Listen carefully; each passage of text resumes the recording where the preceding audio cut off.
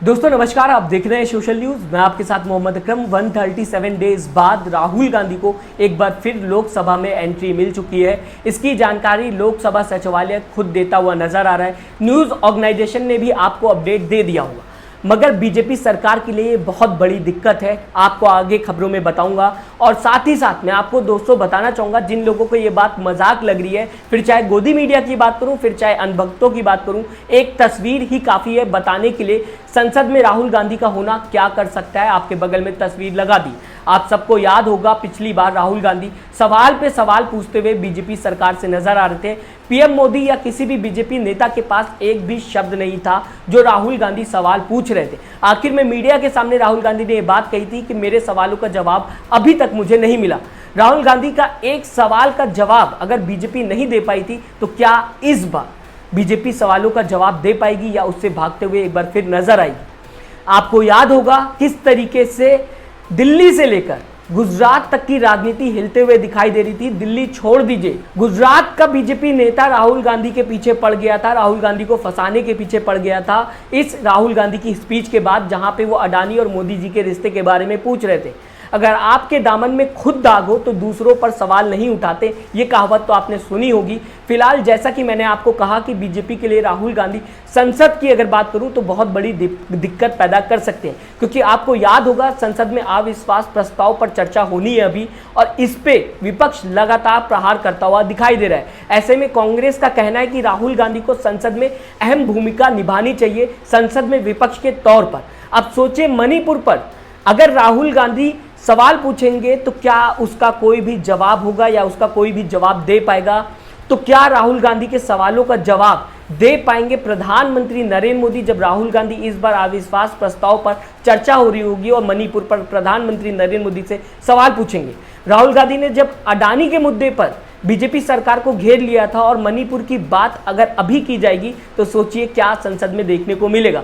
राहुल गांधी के पास बहुत सवाल है मणिपुर को लेकर। अगर बात की जाए कि वहां अभी किसकी पार्टी है जब मणिपुर जलता हुआ दिखाई दे रहा है। पीएम मोदी विदेशी दौरे पर जाते हुए दिखाई दिए थे, 7 देशों का दौरा कर लिया था। वहां से आने के बाद भोपाल के अंदर अपनी पार्टी का पीठ थपथपाते हुए प्रधानमंत्री नरेंद्र मोदी दिखाई दिए थे, लेकिन मणिपुर पर कोई भी बात नहीं की थी। बल्कि राहुल गांधी वहां गए थे, मणिपुर की अगर बात की जाए, लोगों का हाल पता किया था, मणिपुर का हाल पता किया था। आज भी मणिपुर की हालत में कोई सुधार नहीं है दोस्तों। अगर बात की जाएगी, मणिपुर लगातार आज भी जलता हुआ दिखाई दे रहा है। तो कहा जा सकता है कि राहुल गांधी के सवालों का जवाब बीजेपी के पास फिलहाल तो मणिपुर पर नहीं होगा। मणिपुर के मुद्दे की अगर बात की जाए, क्या कहेगी बीजेपी कि मणिपुर में फिलहाल अभी हमारी सरकार है और हमारी सरकार सक्षम नहीं है कि वहां पे जो हिंसा हो रही है उसे रोक लिया जाए? इस तरीके का जवाब क्या दे पाएगी? दोस्तों मणिपुर पर अगर बात की जाए, प्रधानमंत्री नरेंद्र मोदी भी संसद में भाषण देंगे, क्योंकि अविश्वास प्रस्ताव पर चर्चा होगी। हर कोई अपना पक्ष रखेगा। जहां कहा जा सकता है कांग्रेस के 70 साल की गलती गिनाई जाएगी, बताया जाएगा प्रधानमंत्री नरेंद्र मोदी की तरफ से। विपक्ष जो कि नया अलायंस हुआ है इंडिया का, उसे कोसते हुए प्रधानमंत्री नरेंद्र मोदी दिखाई देंगे, और उसके बाद गोदी मीडिया आपको बयान जो प्रधानमंत्री नरेंद्र मोदी का होगा उसे लगातार दिखाएगी और बताएगी कि शानदार भाषण प्रधानमंत्री नरेंद्र मोदी ने मणिपुर पर दिया है। मणिपुर पर बरसे प्रधानमंत्री नरेंद्र मोदी। इसी तरीके के लगातार आपको प्रोग्राम दिखाते हुए नजर आएंगे। प्रधानमंत्री की पूरी स्पीच में एक लाइन को लेकर लगातार चाटुकारिता की जाएगी। पूरा दिन घुमा घुमा कर आपको एक ही बात बताई जाएगी कि देखिए प्रधानमंत्री नरेंद्र मोदी ने मणिपुर पर क्या कहा, कि जो मणिपुर में आज हो रहा है, जो मणिपुर आज जलता हुआ दिखाई दे रहा है, उसमें कहीं ना कहीं कांग्रेस जिम्मेदार है।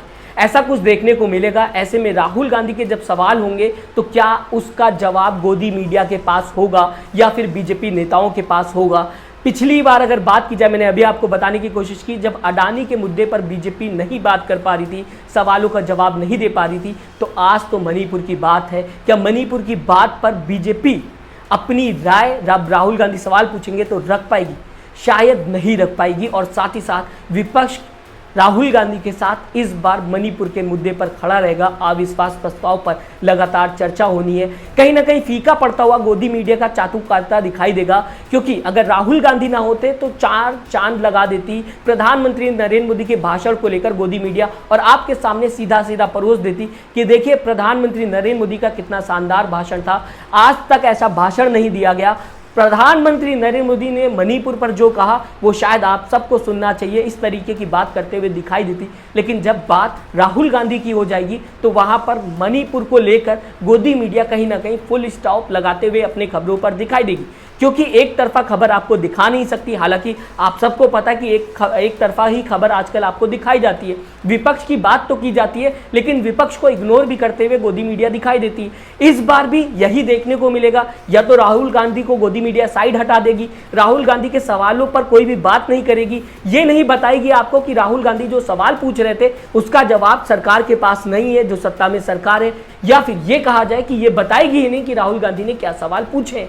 ऐसे में जब मेन स्ट्रीम मीडिया के पत्रकार रिपोर्टर्स राहुल गांधी के पास पहुंचेंगे तो शायद राहुल गांधी एक बार फिर कहते हुए नजर आएंगे कि मेरे सवालों का जवाब अभी भी मुझे संसद के अंदर नहीं मिला।